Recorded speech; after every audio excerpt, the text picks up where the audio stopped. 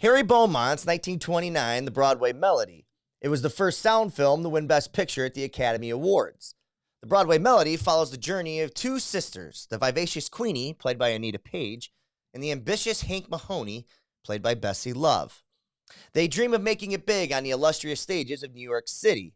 As they navigate the glittering world of Broadway, they encounter love, betrayal, and the bittersweet taste of success. At the heart of the Broadway Melody lies a tale of sibling rivalry and unbreakable bonds, as Queenie and Hank find themselves vying for the affections of the charming yet problematic Broadway impresario, Eddie Kearns. Their love triangle becomes the centerpiece of a captivating drama that unfolds against the backdrop of the bustling theater district, where dreams are made and broken with each passing moment. The Broadway Melody is not just a musical extravaganza. It is a poignant exploration of love, ambition, and the price of success in a world where every step is a dance and every word is a song. Let's take a trip down memory lane if we can and experience the magic of Broadway like never before. The Broadway Melody, the stage is set, the lights are dimmed, and the show is about ready to begin. Ladies and gentlemen, this is the Broadway Melody. All out of style, but Broadway, your way, where they smile. A million lights, they break a hand. A million hearts beat quicker there. No skies are gray on the great wide way. That's the Broadway Melody. Hot dog. The Broadway Melody, released February 1st, 1929. Will and I are back at it with the Broadway Melody, the first original Broadway Melody. I think there were 3 sequels that came out afterwards, 36, 38, and then 40 was supposed to be an original remake, I believe. I'm not sure if it came off that way or not, but Will, we sat down with 3 people, Charles King, Anita Paige, and Bessie Love. What was your experience like on the Broadway Melody? My initial, reaction to this movie was standards have grown in the last almost 100 years for Best Picture winner, right? Exactly. This was not my favorite movie we've watched so far. Definitely thought there were some good moments, especially between the sisters when they were one-on-one.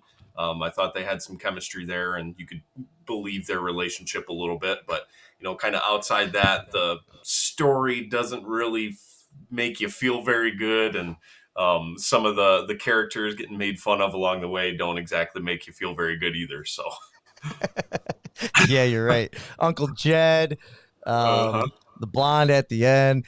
I always watch these movies and these TV shows, and even some to this day, I tell you, like, if you were to pull yourself back from what the director, writers are telling us we're supposed to like, you would think the protagonists of these shows were actually the antagonists sometimes.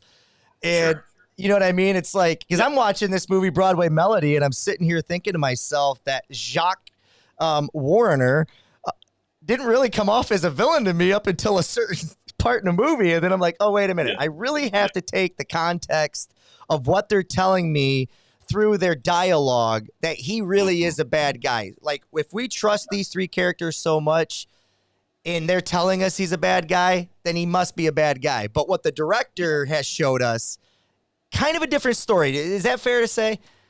Oh, no, absolutely. I'm sure we'll talk about this plenty as we go through the scenes, but I think that's the biggest flaw of, Harry Beaumont's 2 films that we watched so far, is that on a scene-to-scene basis, he's not bad, right? He sets everything up nice. It's shot well, sounds great. But when you try to piece the scenes together and fit things together narratively, it just gets rough around the edges and hard to really follow or feel like you're, in the narrative, so to speak. So, I definitely think there's some flaws there. Well, there definitely is, and we're not the only ones that have seen it. I'll get to some of the notes later, but there's got to be a lot of good there too, because as we stated, and maybe not on screen here, but this is the second ever Academy Award picture for Best Picture. First one was in Old Arizona, right? We watched that. Second one was the Broadway Melody, and as you said, in my opinion, kind of 0 for 2 from the Academy as far as a credible stage. I say that not being able to watch all the films to really get a good scope of it. But yeah, would you agree? Yeah, no, I'm on board with you here, for sure. I think there's something. I think there must be like a technical lean on these two films, like the advancements that they're seeing, stuff like this movie sounds great. Everything is like staged perfectly, like you can hear everything really well. And like when they're singing on stage and everything, it just technically speaking, I thought this was pretty well shot. So I think there must be a heavy lean from the Academy on that technical side there. Yeah, I put some notes down here because I think you're right. I technically from a modern day standpoint, not great, right? But if you're a contemporary during that time, like I put earliest days of sound mixing and sound capturing. That's so obvious to us today watching this. But at the time, if you're sitting in that theater and you're checking this out for the first time, this is revolutionary, right? And I want to say I did enjoy this movie better than both Our Dancing Daughters and In Old Arizona, personally. Yeah. I do think it was the dialogue was better. I do think the acting, although uneven, I think there was acting that was done very well at times, especially from, maybe my opinion, maybe not yours, but Bessie Love. I thought she really kind of carried the complexities of her character a lot more than Anita Paige and a lot more than Eddie Kearns, even though Eddie Kearns probably gives the most balanced performance, because he is what he is, right? Right. He doesn't have a lot of layers. So, but yeah, a lot of noticeable scene cutting. I thought there was at times the makeup was a little off. You could see it on Eddie's face at times. But the technical part, a lot of stationary scenes, right? Not a lot of camera movement because of the sound, because of what they're trying to capture with the audio to make sure they get that right. And I don't really notice it too much as far as a negative to the film because the sound is coming off so well. Yeah. Where are you at? Did it stick out like a sore thumb to you? Did you notice it?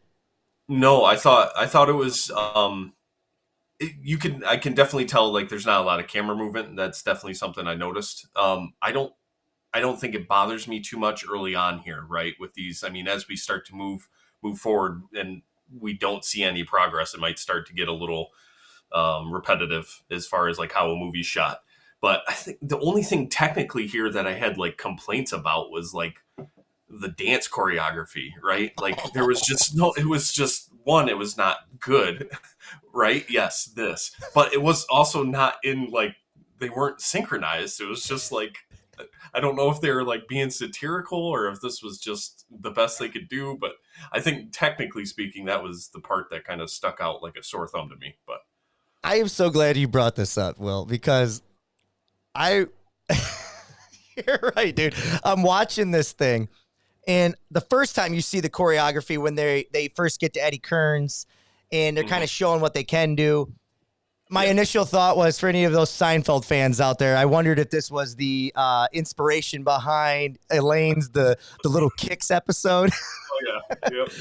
But then after that, we get to basically the only dance number that I want to use her character's name, that Hank Mahoney knows, which is, hey, hug me from behind.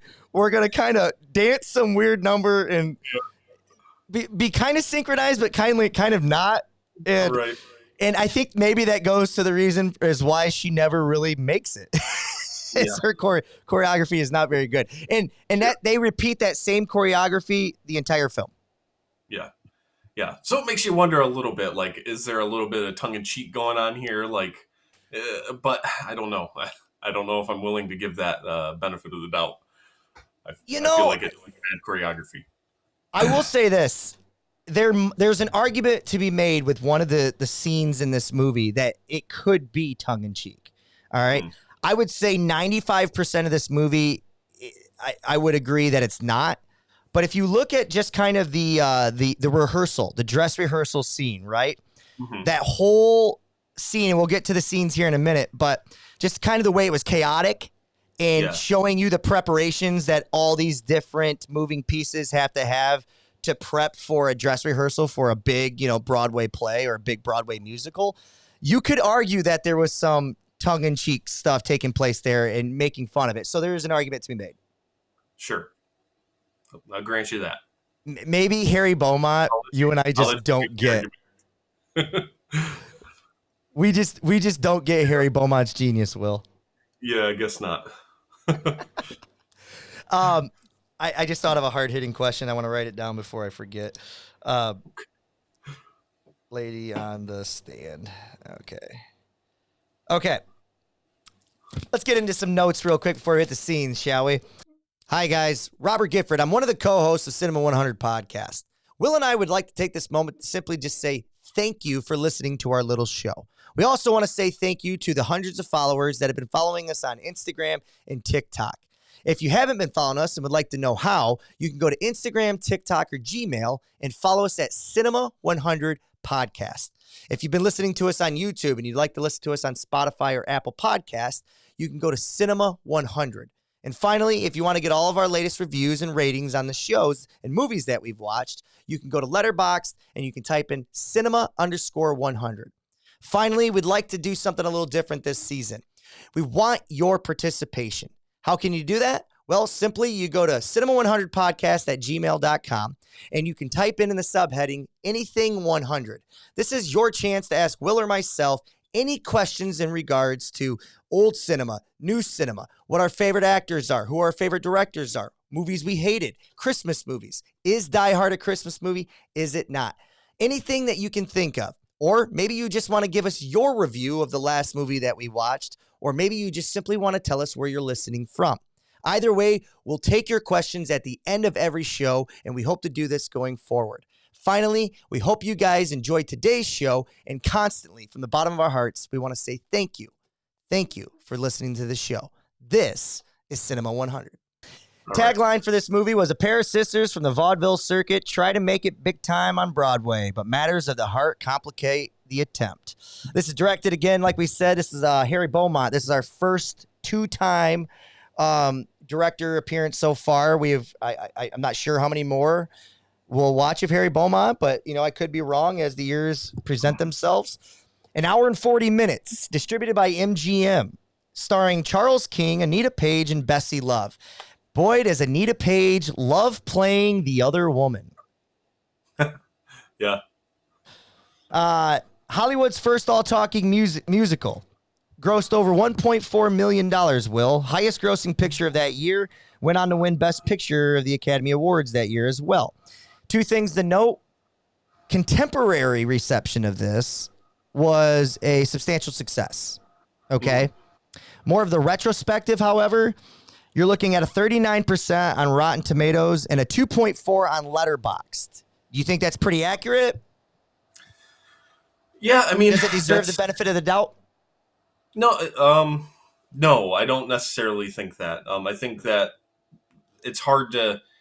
There are some things that you can look at back in time, and we did that with the Jazz Singer, and say, we doesn't translate necessarily today, but you can kind of see what they're trying to do there. There's the theme here of this movie, the man who is in love with two women. I can sympathize with someone being in love with two people at the same time, but maybe don't make it sisters. There's just a little bit. It's a little bit less sympathetic than something like the Jazz Singer. So I think 2.4 on Letterboxd is pretty close to where I'm leaning to. We've had this discussion, right, with Harry Beaumont and our dancing daughters on the idea of where do we fall with someone being in love with two women at one time. And it again, I think we agree on the same thing. Like, it happens. We're human. That it is possible to be in love with two people at the same time. In this case, you draw the line with it being sisters, and I think I think that's fair. But Harry Beaumont definitely has a fascination with this story. Yeah. Let me ask you this. I want to break down the characters real quick, or maybe we should do the scenes. I don't know. The characters, to me, although seemingly flushed out a little bit more than our dancing daughters, especially when it comes to like Bessie Love. Again, this was given an hour and 50 minutes of runtime, so a little bit more opportunity to do that. I just wonder the character arcs. If who left the theater in 1929 happy that Queenie Mahoney and Hank Mahoney were together? Like, how would that have been possible the way the story was told on screen? Can you make a Yeah. case for it? No. I mean, listen, the whole people fall in love with her for no reason other than she's good at standing on that boat, right? Like, so it's all about her physical presence, right? And the fact that she's young.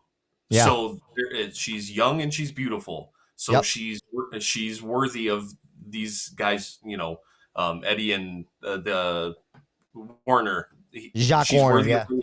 Yeah. So that's where it falls apart for me, right? It has nothing to do with who she is. It's just about how she looks. And, we can all be attracted to people. That's fine. But it seems to be her value is only in her physical appearance. And that's kind of where the issue a lot falls for me. So. See, this one, unlike it, I went back and forth because I agree with you. I agree with mostly what you're saying. Her character felt like a continuation of the character from Our Dancing Daughters in ways, but almost not. It almost felt like a little more subtle in this movie, right? Where in the last movie, it was very direct. She's there to take away Joan Crawford's man, right? To go from rags to riches. This one, it doesn't feel as it's directly in our face as much. So I tend to feel like maybe there's more of a moral line for her, more of something more than just the, her playing her looks to her. Yeah. Go ahead. Did I mistake what you said? No, I think you're exactly right. But what I was saying was the problem here is not in who those two characters are, Hank and Queenie. I think they're good characters. Like, they're pretty well built. They have some back and forth there, and obviously Queenie does not want to be in love with Eddie, but she is. The problem is the director, the camera, makes her an obsession of the male characters. So it's not about who she is, because we get to see some of that, which is the best part of the movie. Right. The problem is, like, how are we supposed to be sympathetic with Eddie when the only reason he likes her is that she's grown up now, right? Yeah. Yeah. So Young and beautiful. Yep. Okay. Girl, right? Yeah. Yeah. So I think that's where it kind of gets a little questionable for me on, like, what Harry Beaumont's trying to do here. Yeah. No, totally agree. We're on board then. Okay. Let's save the breakdown of the characters until our audience kind of has a full scope of just the show, like making sure that we all seen these scenes the same way. And if we didn't, we can make our case. The movie breakdown goes as such. We start off with a very innovative aerial footage over the city, right? Obviously, it's in a helicopter. It's really shaky, but it's really cool. I think it's maybe the one angle that we didn't really get from a man with a camera, right? I think we got all these experimental shots, these great low shots, high shots, wide shots, zoom shots, all these different things from a man with a camera. But I'm not sure we got this great aerial view of New York City, setting the stage for, Broadway and where everything takes place that is important. So even though it was only about 60 seconds long, I didn't want to underappreciate that scene. Yeah. Because I think we end the movie with something similar. So. Oh, okay, yeah. All right, we start the movie off, Will. We're at Gleason Music Publishing, okay? Basically, we get an overload of music bellowing from Gleason Music Publishing House. Different acts are recording or practicing their acts. Everyone stops as Eddie starts singing his new song, the Broadway Melody. If you had to listen to one guy on repeat the rest of your life, are you going Eddie Kearns or are you going Al Jolson? Oh, man, good question. He's got a very nice voice. This is for sure.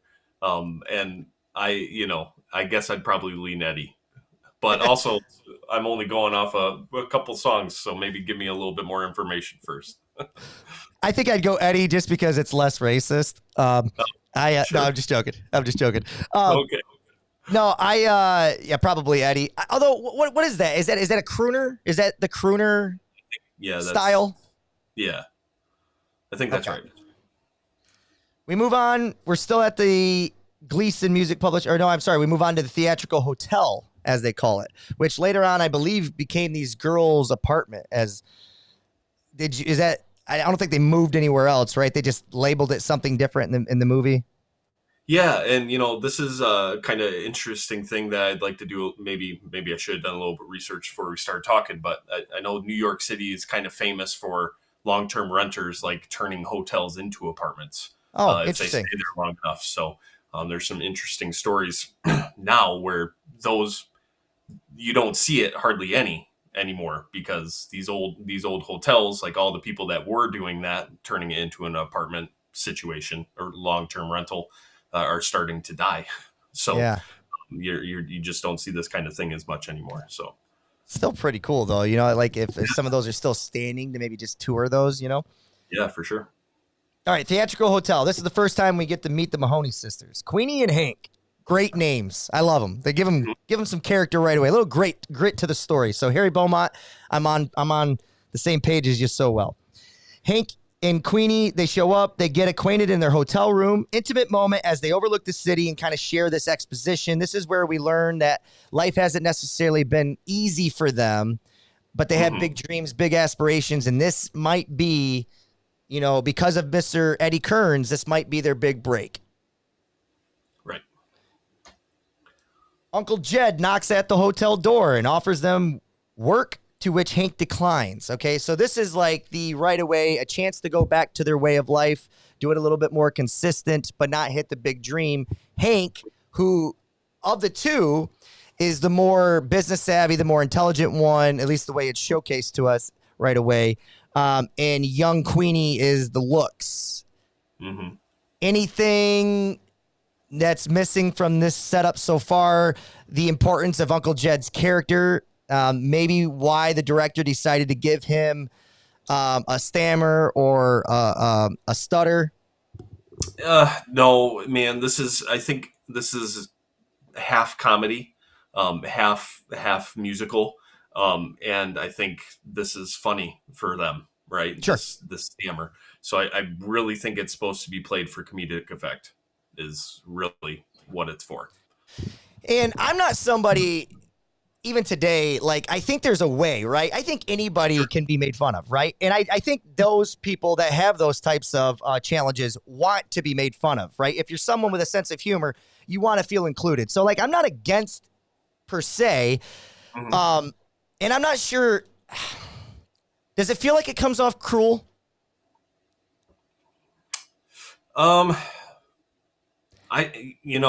Maybe not cruel. But I'm not sure they thought in those ways, right?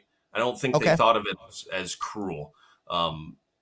It's just people who were different in 1929 are they're separate. So yeah, exactly. So you're just making fun of at that point. And, kind of come back to your point here, like you're American Idol guy. I don't know if you ever watched like America's Got Talent, but it was like 5-6 years ago.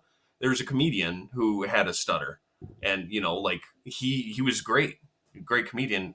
Maybe not great. I can't remember his name, but he was very good. And I think there's avenues for people to make jokes about themselves, but it's a little different when it's the joke's on them. So I think that's maybe the issue I have here. No, I think it's tough because I want to say because of the love they still show Uncle Jed, right? That maybe we are oversimplifying that to that. But again, we only have what is shown to us. And what is shown to us feels like they're in the other room. They're kind of like he's not even in the room and they're making fun of him. You know what I mean? So that feels cruel at times, whether it's meant to be, intended to be or not, it does. And so, but I feel like because they love him, and that's not hidden either, that maybe we're doing too much of a deep dive. I don't know, but we move on. We move on to Eddie shows up and kisses on Hank, and right away, there's that young beauty in the room that Eddie finds himself enamored with, Queenie and her beauty. and just how different she looks now that she's all grown up. He tells the girls about the opportunity to sing his song during the review at Mr. Zanefield's theater, and they then sing and dance a bit to get an idea. Now, I thought Eddie Kearns right away, I'm not sure if it was meant to be this way. I knew we were supposed to feel how enamored he was with her, right? I think we get a little glitz in Anita Paige's eye, too, about how she kind of felt at Eddie. So right away, it's kind of setting the stage a little bit. Yeah. But it's kind of tough because Eddie is just so, not just Eddie, but like all the male characters in this movie are so, there's no personal space, right? Everything's right here. And that's a lot of movies during this time. It's men get to take away the personal space of women anytime they feel that they want to. And so sometimes I'm trying to say, okay, is this where the movie's going? Which it ultimately did. But at times I'm saying, okay, is the movie going here, or is this just one of those things where men get to encroach on women's space? Yeah, no, I think that's a really good point. I hadn't thought about it in that way. As much more like this guy is just a space invader, because he's kind of like that with everyone.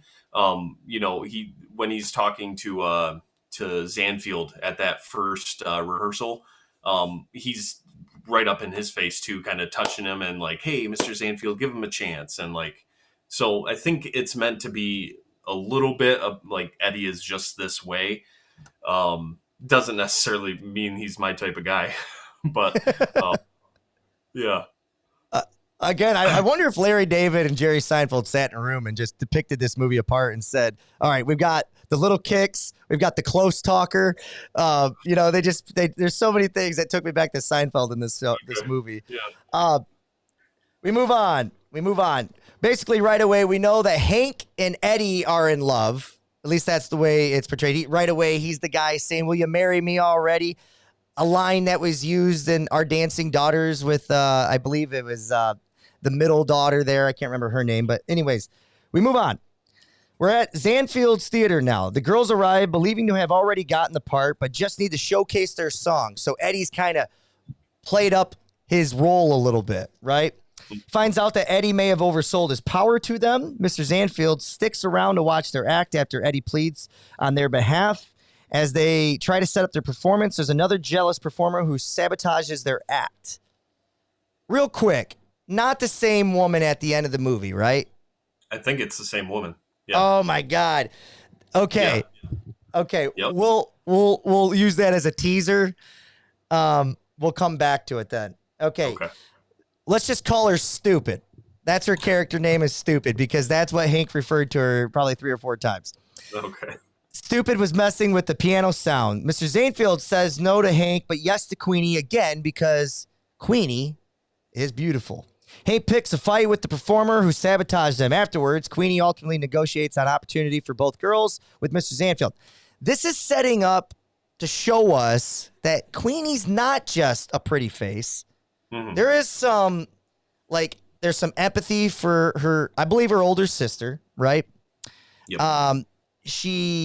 She very much is loyal to her older sister. So there's a lot of things that will take place because what happens here is Zanfield looks at Queenie, who he likes, and Queenie tells her how great she is. Or I'm sorry, where am I at here? Oh, Mr. Zanfield looks at Queenie and basically says she's in the show, but Hank's not.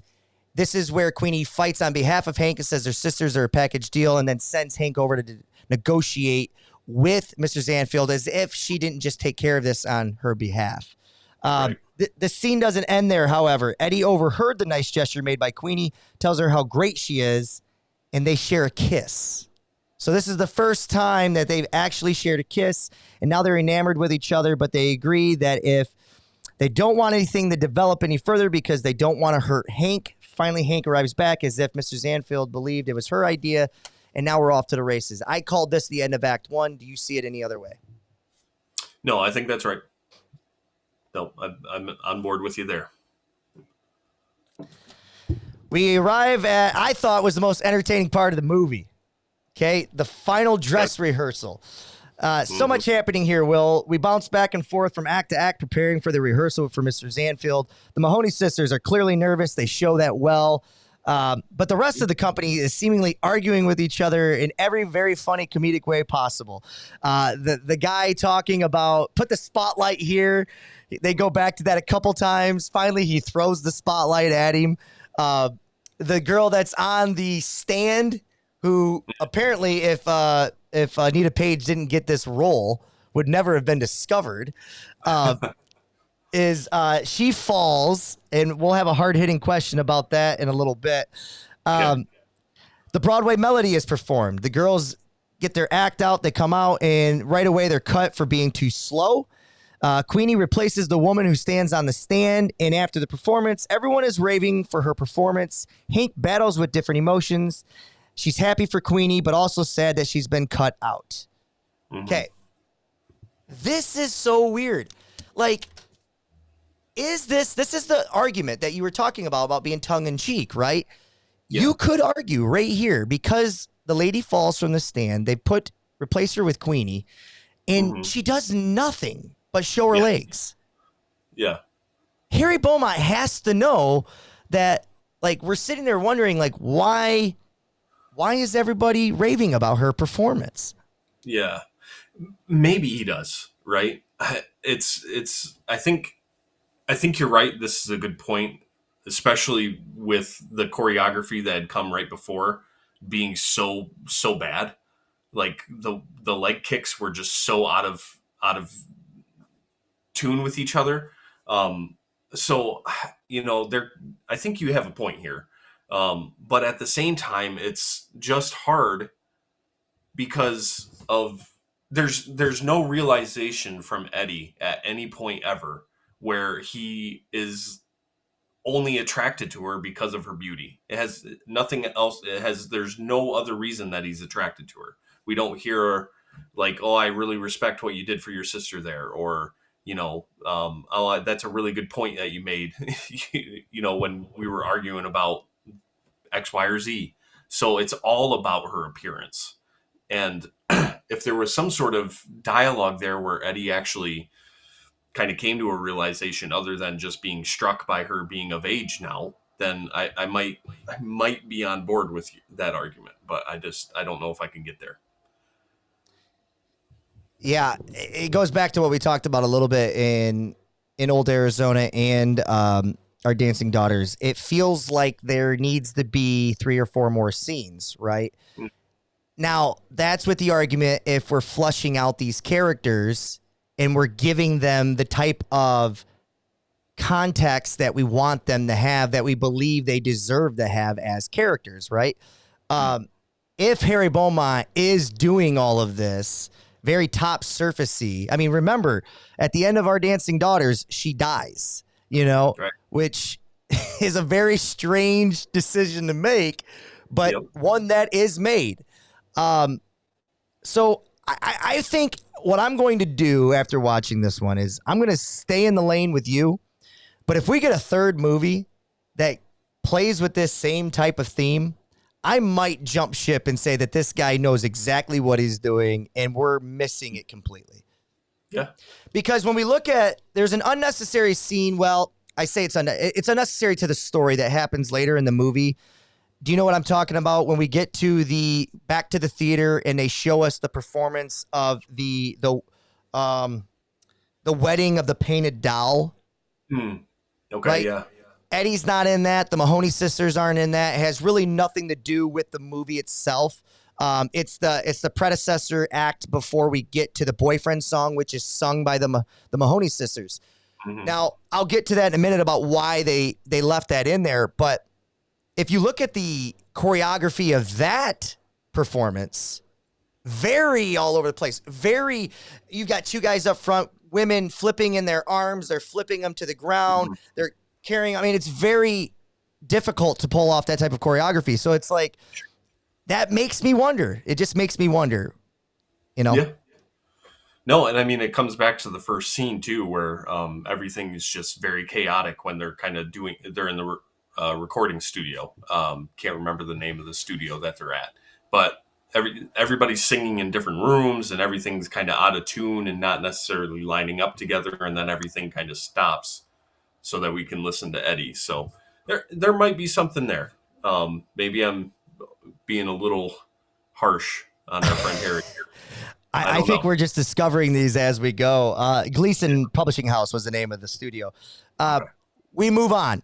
The next scene after that is Queenie, Eddie, Hank having a falling out as Eddie and Hank don't like that Queenie is taking a date with Mr. Jack Warner. All right. Now, I thought it was Jack, Jack, Warner, Warner, and it ended up being Jacques, like a French name with no indication that he was French by any means. Yeah. Another It sounded strange. like Jock, like Yeah, Jock. yeah, Jock. You're right. It was Jock One. Hank walks into the hotel room later that night to find Queenie in bed, who didn't go on her date. This right here is where I need a scene.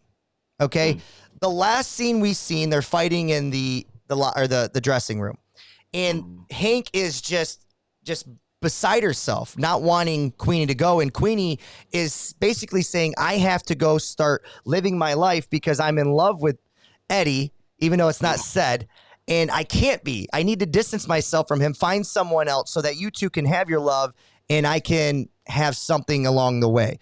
You seeing it differently? No, that's I think exactly right. Yeah. Okay, so since that's taking place, the very next scene is she didn't go. Okay, fair enough. Fair enough. She's on the bed. She didn't go. It's just two scenes that move very quickly when we get on to the next act here. 2 weeks later, girl's apartment. Flowers arrive for Queenie from Jacques Warner. A jealous Eddie shows up professing his love for Queenie. Meanwhile, Hank is off with Uncle Jed deciding that she might even marry Eddie. She's contemplating it. She's almost seemingly, it sounds like to us, the viewer, she's almost agreed to it.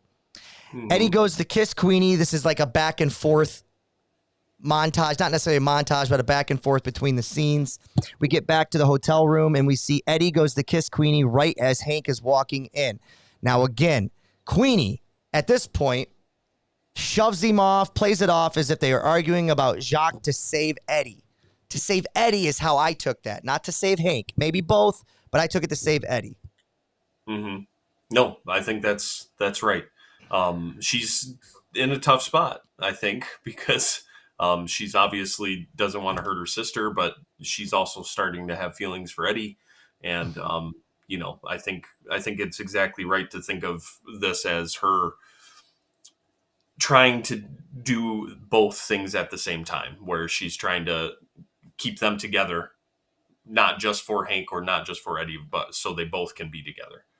So Yes. Yep. Totally agree. Like keeping the family as whatever dysfunctional it might be, keeping it together, right? Agree with you there. So there's a surprise birthday party that's going to be thrown for Queenie by Jacques. He just comes in, he gives her the flowers and says, "I'm throwing you a party tonight." And basically she'll be there. Woman, you have no say in your own life. Now, at the same time, there's a surprise birthday party that was being thrown for Queenie at her apartment by Eddie, friends, and Hank. However, when Hank shows up, Queenie is not with her. Hank never told her about it because she knew Queenie would have more fun at the party that Jacques Warner was throwing for. I think this is the moment in the movie, at least I thought, and this is where it gets confusing. You know, I thought we kind of turned a page with Hank. I thought there was a level of acceptance here, right? Instead of telling Eddie that she fought her not to go, she didn't even tell her about the party because she just assumed she'd have more fun with Jacques Warner, right? yeah. Is there a cohesive problem here as the story goes on? Because a little later, we get back to Hank and Queenie fighting again about her going out with this man. Yeah, no, I think this is I think what Hank is going through here is kind of her. It's an ebb and flow, right? It's a roller coaster. This is, I mean, we do this all the time in our own lives where we can say we're okay with something and we try to pretend like we're okay with something, and then it pops back up and we're like, actually, I guess maybe I'm not okay with this, right? It can be something small like um, should the forks and spoons and knives be flipped up way or down way in the dishwasher, right? Um, or it can be something as big as, hey, this guy is good for you, not good for you. I guess maybe he's okay. I trust you. And then no, there's always these things in our lives with the people that we have relationships with. So Will, did you just allude to a real life situation that goes on in your household? I gave up. I'll just say that. Oh, I'm clipping that one, putting that one on the internet. We move on to the surprise birthday party. Not really a surprise. We move on to Jack Warner's party now that he had for Queenie. Big, illustrious. This is the roaring 20s that we are used to. The flappers are there dancing, they're drinking, they're having a great time. Yep. This is where we really get an indication of what Queenie's intentions are with Mr. Warner. Again, as far as what we've seen on screen, I can't tell you that Mr. Jack Warner is a bad guy, right? Yep. I don't think he's been overly aggressive. Now, there's an argument to be made that clearly he can read a room and this girl is not interested in him. But to his credit, she's there, right? She's there. So in his eyes, he's thinking, okay, this is just the, I've got to put a little more work in and I'll wear her down. And eventually she will learn to love me for the great guy that I am. What ends up happening is he spoils her. He spoils her with a very expensive diamond bracelet, to which all of her aggression to pulling away from him goes out the window right away, as she seemingly looks like she might, I don't want to say falling in love, but she might fall for this lifestyle because it's so new to her. And right before she could kiss him, I forget what they call him, the unconscious, the drunk friend, right? He interrupts some and he wants to have a dance. And then the next scene after that is drunk Queenie showing up to Hank, who's sleeping in bed. Queenie here, what's her character arc here? Like, where are we at with her? Are we starting to lose faith in her? Is there anybody would do this type of feeling? Like, we get it. If somebody was to throw this at us, we might feel the same way too. Like, where's she at in her development? Yeah, no, I think it's kind of the inverse of what Hank's going through, right? Where she's also trying to talk herself into this life where she, because she loves her sister and because she's in love with Eddie, like she's trying to talk herself into going with Jock because she wants to be able to separate herself from, feeling like she's in love with Eddie. So I think she's still going through something here. I don't necessarily think that she's, she's flawed beyond, like redemption here. I definitely think she's just kind of going through that cycle of trying to make something work that she's not necessarily ready to make work. No, I like the way you phrased it. Like, she is trying to talk herself into this. By you saying that right there, I think her character is a righteous character, right? Almost throughout the whole movie. I don't know that we get to a point in this movie where she really is somebody we turn our back on, because as we get to the end here, we are given permission from the loved one, the closest one, that she's allowed to love Eddie. We'll get there. We're on our way. Queenie comes home. She's clearly intoxicated. She comes home to Hank, who's sitting in the bed. And maybe this is the point with the ebb and flow that you were talking about, Will. She doesn't like seeing Queenie this way. She doesn't like seeing her obsessed with the money portion. She doesn't like seeing her intoxicated beyond belief. It's almost like she's losing her way. Queenie, who lays in the bed with her, Hank, who lays in bed with Queenie, grabbing on to Queenie's newfound bracelet. She's having an internal dialogue with herself, turmoil over like, oh my gosh, what has become of my sister? Unknowingly why. Not sure why yet. She has no indication, at least we haven't been given any indication, that there's a Eddie problem here. Yeah. And this is kind of, the best part of the movie, I think, because it's just it's so real. Because what happens a lot of times in, like, when you have something that's pent up that you're keeping from someone and you can't talk about it, is it keeps kind of boiling over in weird ways. And then instead of just talking about it, you end up shouting at each other when you're drunk. Like you end up lashing out in ways that end up being worse than just telling the truth. And that's I think exactly what happens here. I'm going to ask you this question now because I think because of this scene, because of the performance, Bessie Love really, she was the best thing of this whole movie, right? Oh yeah, no, she's borderline great here. She's doing really good work, especially after you get past that first rehearsal. I think from that point on, she's doing really good work. Totally, dude, totally agree. I actually wrote down something similar. I find that I enjoy her performance more as the movie goes along, right? The only reason I said her acting was kind of uneven was just the way it started off, right? She does not do a great job in those opening rehearsal scenes with even just when she first meets Eddie, right? The whole, it just feels awkward at times. It almost felt like she had forgotten lines and she had to kind of like see the cue cards or something. It was that uneven. But dude, Okay. does she Yeah. not? She course corrects, and you become, as everybody on screen is enamored with Queenie, we become more and more enamored with Bessie in her performance. So there's that kind of that great duality that's taking place. Yeah. No, she knocks it out of the park here in these pretty much from the second act on. So best female performance we've seen in a while Yep. in the film Yep. we've been watching. No, I think it's the second best one we've seen yet. I think it's fair to say that outside of Maria Falconetti. So, Yes. okay, this is where I put, this is an unnecessary scene, the wedding of the painted doll. It's about 4 or 5 minutes long, but after doing some research, I'm going to tell you why it was in there. Okay. So this is one of the original early day Technicolor sequences.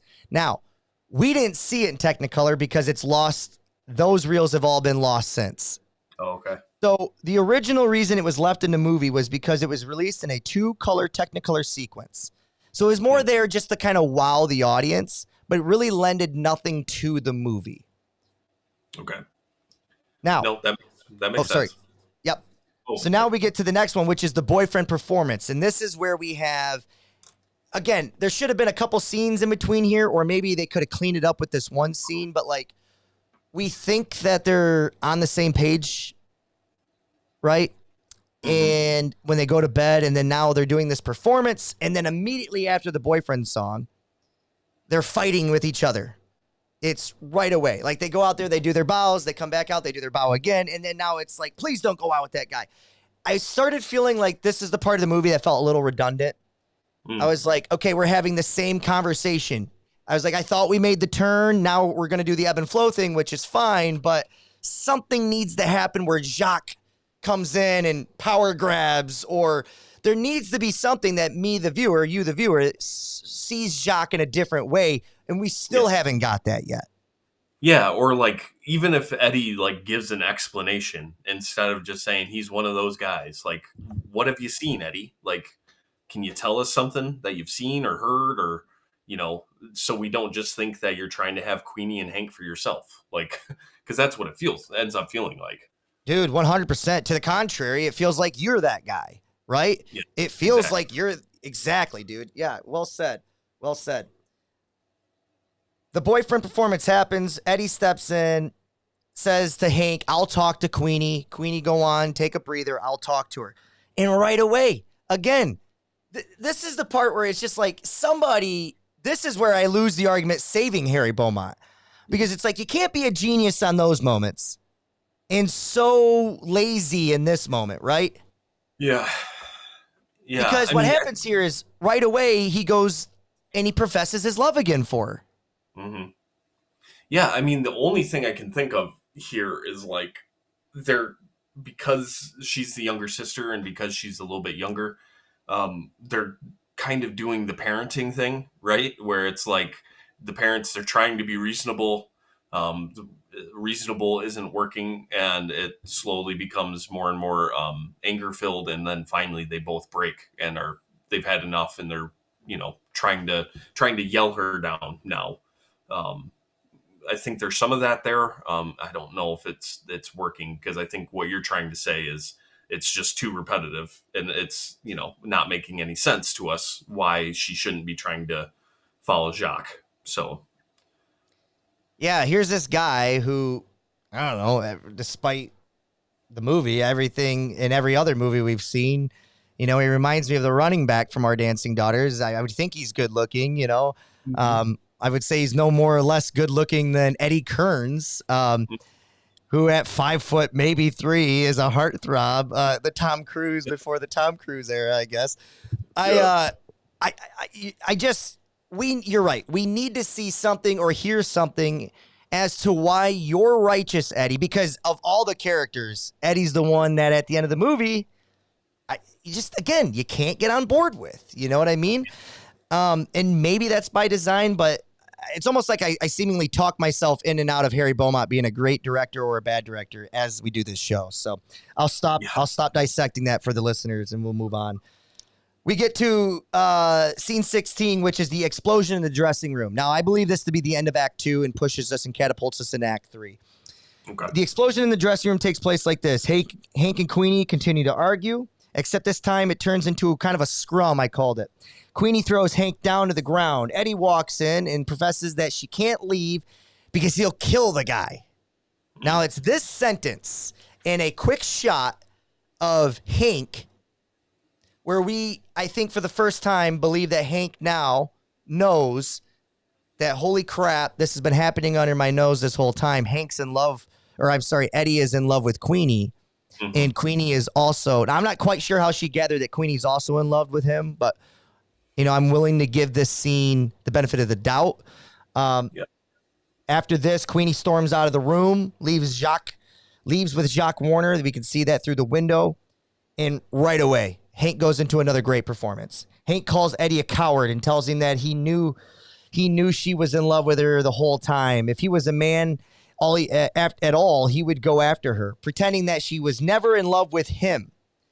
And then finally, I got to tell you, this is the part of the movie which, as a dissecting the performance of the character or of Bessie Love, I'm like, wow, that was great. But this is the part of the movie where I'm like, don't give that man permission. Don't do it. And she does. And you know what direction this is going to go. Yep. No, that's right. And I think it has a lot to do. I don't know if the movie's this smart, right? But that Hank's not necessarily in love with Eddie. And maybe this is a way out for her too, right? Maybe this is the way for her to keep pursuing her dreams without getting tied down to Eddie.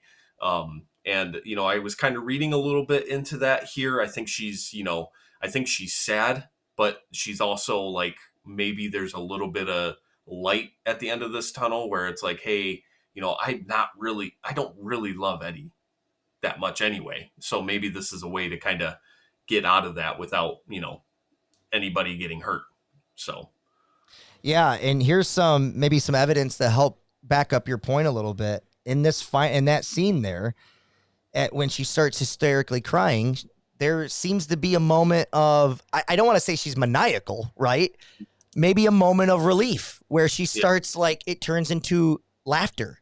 Right. Before it goes back to crying. You could argue that right there is portraying just exactly what you said, that she's almost relieved that the decision has been made for her. Yeah. No, that's a good point. I had forgotten a little bit about that maniacal laugh. Is it something else? Is she just going to turn into this? Yeah. No, as soon as you said it, I remembered it. It was just one of those kind of forgot about. But no, it's just more proof of her great performance here. So totally agree. Finally, William, we're going to get the scumbag Jacques Warner. Finally. We've been waiting for it the whole movie, and he apparently shows up in scene number 17. At the party with Jacques. Jacques has Queenie in a bedroom to where he is finally trying to get some appreciation from her for all that he has done. At this point, he has bought her an apartment. bought her jewelry. I don't know if he ever actually got to the car, but has claimed he was going to buy her a car. He's getting a little impatient. You're going to show me some gratification here, right? Jack has Queenie in a bedroom where he finally is trying to get some appreciation from all that he has done for her. He starts becoming overly physical and not allowing her to escape. At this point, a rejuvenated Eddie, who now has permission from Hank, is walking through the door to fight and defend the love of his life. He immediately gets punched in the face. As he gets punched in the face, he falls to the ground. Say it again. He gets the jackhammer. That's it. Cancel the show. It's done. The jackhammer. I love it. The jackhammer. He gets the jackhammer and he falls to the ground to eventually everybody in the party picks him up and he leaves, or gets thrown out of the party. He's laying on the floor in the middle of the hallway. At this moment is when Queenie comes all the way out to his, to his aid, basically confessing her love for him. This is where we're supposed to feel sorry for this man. Instead of having the little man complex, he's humbled himself. He's like, I can't even get into a scrum here. Do you have any sympathy for this man who's laying on his rear end? No, I don't. Not really. It's not Eddie's fault. I really think this is the problem with the overall problem with the movie is I don't think that we ever really get any sort of redeeming characteristics from Eddie. He goes in there to defend her, sure. But it's all in service of himself. So, call back to the circus, right? Where, Charlie Chaplin just completely, he's in love with the woman and doesn't even care. Lets her go and get married to I can't remember the character she gets married to, but he lets go of his desire to allow the person he loves to, do what she needs to do. And here it's, Eddie is fighting for himself, not necessarily for Queenie. So. Yeah, and there's evidence here in the next two scenes of that. I want to see if you picked up on it. I'm sure you did. It wasn't that subtle. The second to last episode scene is time right away. We've moved 2 weeks. Not even. I don't know how long time has gone by, but time has clearly gone by. Queenie and Eddie are now married. This is a Harry Beaumont staple. They're now married. Hank and Uncle Jed welcome them home from their honeymoon. Hank is happy for them. Like, at this point, she is incredibly happy for him. There's no more internal anything. Hank is happy for them as she is on her tour and we believe to be doing well. So her career aspect is kind of in play, even though it's not Broadway, but she's as determined as ever to get back there. This is where, again, Eddie shows his self-serving way, right? As Hank is sharing with them her tour and her new choreography with her new partner, in walks, which you believe to be the sabotager from the beginning of the movie, the saboteur from the beginning of the movie, to be her new partner, right? In walks this blonde woman which right away, Eddie seems to be enamored with, and she's enamored with Eddie. And this dude just got back from his honeymoon. Yeah, no, there's something. And the other thing too is like Queenie now is going to be a homemaker, right? Like I think something along those lines, like she's foregoing whatever, career aspiration she had to make Eddie happy. So, also it's all around gross around Eddie. I just don't like it. Finally, we get to the final scene. Stupid as Hank calls her, the blonde from the saboteur, and at the end, her new partner. Hank and Uncle Jed are in a car headed towards their first stop on tour. I wrote down, Will, Hank looks very unhappy here, which will lead me to a big question here in a second. But again, was determined to succeed in show business by everything she's doing and saying to this blonde new partner of hers, about how she's going to get her back to Broadway. And then I thought something was interesting at the end. It almost feels like the theme of the movie was Uncle Jed tells the girls at the very end, it's better to star in Oshkosh than to starve on Broadway. And that's the end of the movie. So that was kind of I thought was a very interesting kind of line to say. It felt like a theme of the movie. I want to ask you this question. I think we both agree that the best character from this movie is Hank Mahoney. What's her character victory? That's a good question. I don't know if does she have one? Maybe would be what I ask back. She's still pursuing her dreams. You know, in order to get to your destination, you might have to go through some hard decisions, like, pursuing your dreams without your sister, maybe not marrying the man you thought you were going to marry, all in service of trying to get to where you want to go. But maybe that's part of the point. Maybe what Harry Beaumont is saying in this kind of question here is it worth it? Right? Is all of this worth it? And I don't know. Maybe it is, maybe it isn't. Here's what I gathered. Okay. And this came upon in the last 5 minutes of our discussion. Okay. And I feel like I'm going to settle in on this one pretty good if I gave it a little more research, or a little more time to stew. I believe that she doesn't have one. And yes, you could say that there's a director choice here, and I think it is done on purpose. But I think it's done on purpose maybe for the wrong reasons, okay?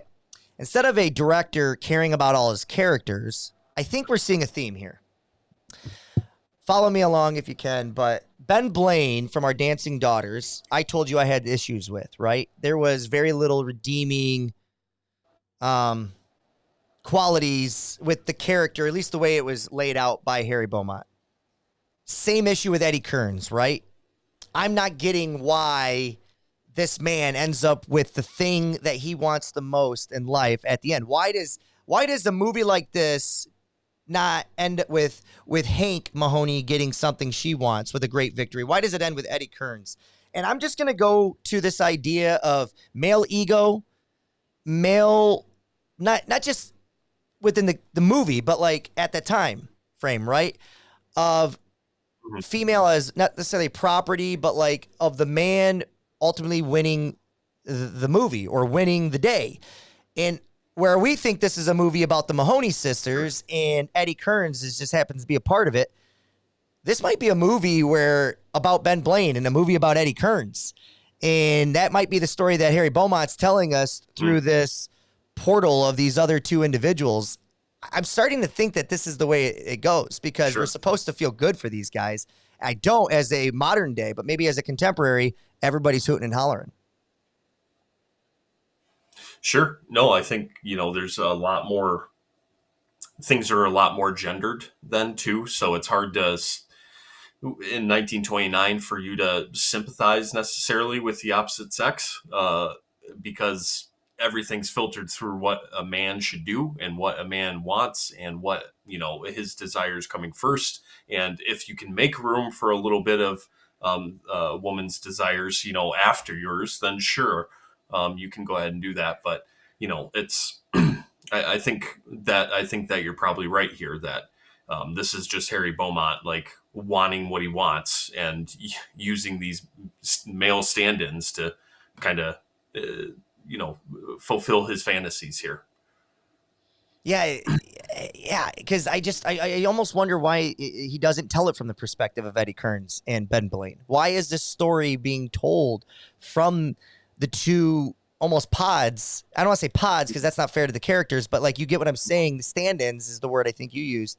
Why are we getting it from the perspective of Bessie from Hank and Queenie? Why are we getting that? Why are we getting it from Myrna? Joan Crawford's character or Myriad or whatever it was. Why I just don't understand why we're not getting it from the male perspective if it ultimately feels like they're winning the movie. Yeah, no, it could be as simple as wanting to be desired by these women. So like regardless of what Hank really wants, she can't be happy because she doesn't have Eddie. Like and Queenie's satisfied now. She doesn't need anything else. She can just be at home waiting for Eddie, because that's good for Eddie. To have her waiting at home for him. So it could be as simple as that. Like the fulfillment that women need is to have a man to satisfy. It could just be as simple as that. I mean, it's only 100 years ago, but it's 100 years ago. Yeah. Yeah. Fair enough. There was one last thing I would say as far as the movie goes that I thought was interesting. There's the moment where Queenie has come back from being drunk. She's laying in bed with Hank. And this is where, like, Queenie says, you're going to marry Hank. Or I'm sorry, you're going to marry Eddie. If I'm going to live this life, I'm going to have everything that I've ever wanted, right?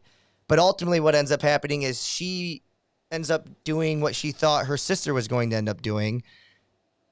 But that's where I would have liked to seen maybe a payoff would have been if the roles reversed, but at least Hank got to be a big Broadway star, right? That's her victory of the movie. And you can leave saying, okay, well, I don't love that Eddie won that, but at least there's a payoff for the character that I did care for. And you leave the movie with a little bit better taste in your mouth. You think that makes for a better movie or? Yeah, no, I think that's right.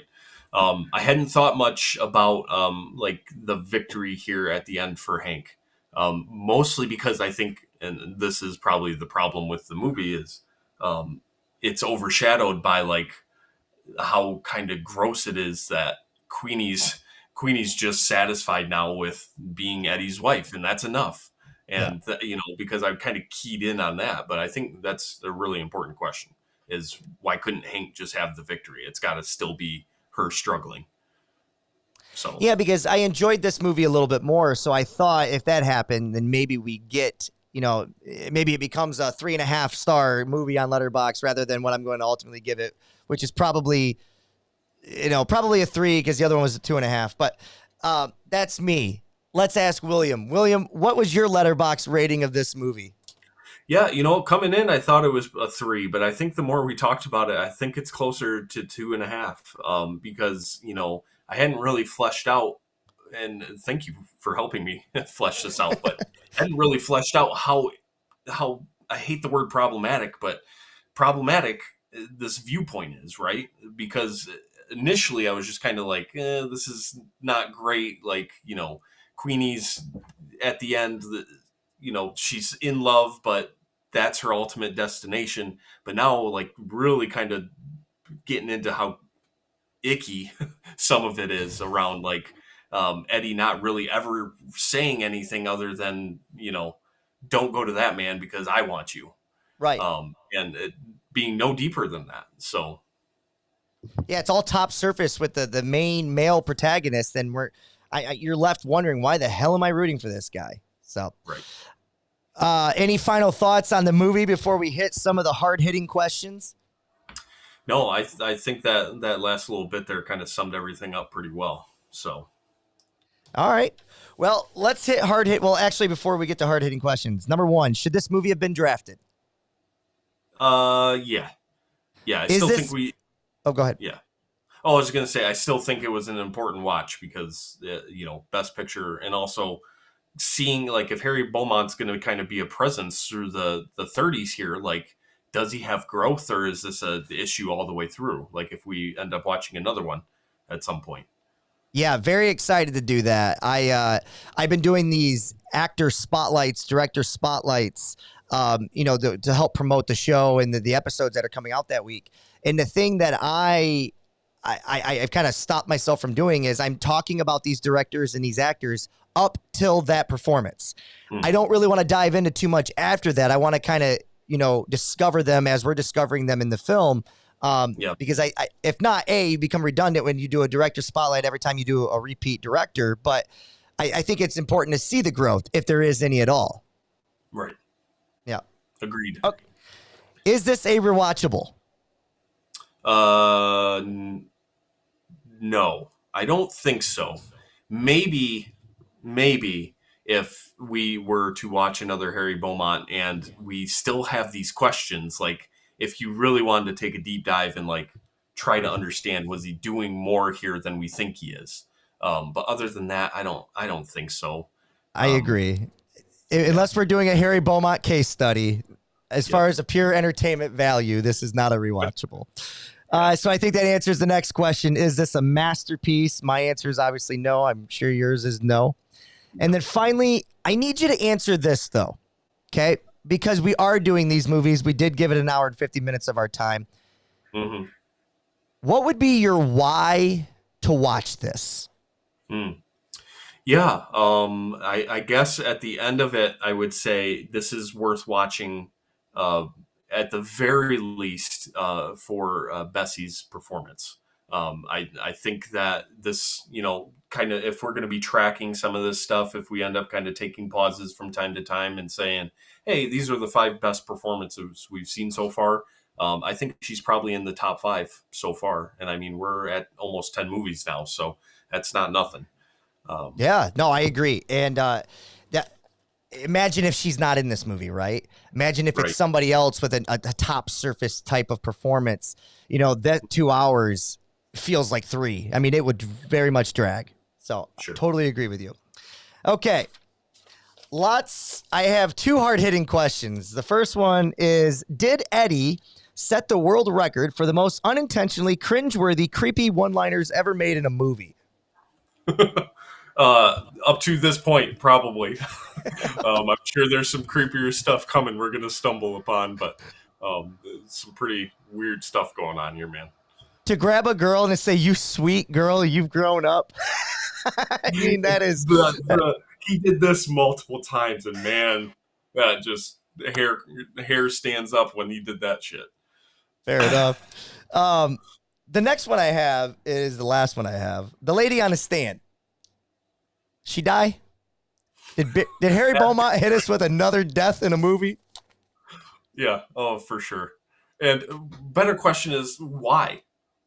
Like, what happened there? You've been a groomsman in weddings, mine, in fact, but like they tell you, don't, lock your knees, right? Because you could faint. You can fake. Maybe that's just what happened here, huh? She I've got just fainted. Yeah, go ahead. I've got one hard hitting for you. Who is our unconscious friend? You want me to put him out there on blast at Cinema 100? He resigns in the state of Ohio. He lives in the city of Cleveland. Yep. We love him very much. I fear that we'll get a phone call one day. I hope we don't. It's funny. I actually don't think we will, because I've had this thought to myself a couple times. I'm like, he goes for someone who he's smart, right? Mm-hmm. Although you can only get away with it for so long. I've never seen somebody so neurotically study the things that he's doing, but then does them anyways. You know what I mean? So like, yeah, no, he's Jerry Seinfeld if Jerry Seinfeld liked Coke. Actually, it's so funny you said that, because I've told him for years that I actually believe he's Larry David. Like, he's Larry David. Like, he has these types of observations about people, and the same type of reactions to these people as well. So anyways, we move on. We are coming up on Blackmail, third movie in 1929. Will, we're cruising along with that movie. Come out, I believe, in July. Yeah, July 28th, 1929. So this was one of your draft picks, and this is going to be our first Alfred Hitchcock film. So kind of set the table a little bit. Are you excited? Where are we at? Oh yeah, definitely excited. I was kind of, getting ready to watch this one. I was kind of a little bit hesitant just because we haven't had a lot of great ones over the last 4 or 5. But I have high hopes for this one. So hopefully I'm not setting the bar too high, mental bar to jump over here. So, but definitely excited. I haven't researched where we can watch it yet. I'll do that live now. While If he's you got, doing that, I'll mention to the audience here a couple things. We have another friend of ours who has a podcast called The Journey of a Cinephile. You guys should follow him. He is much, much further into his podcasting than we are.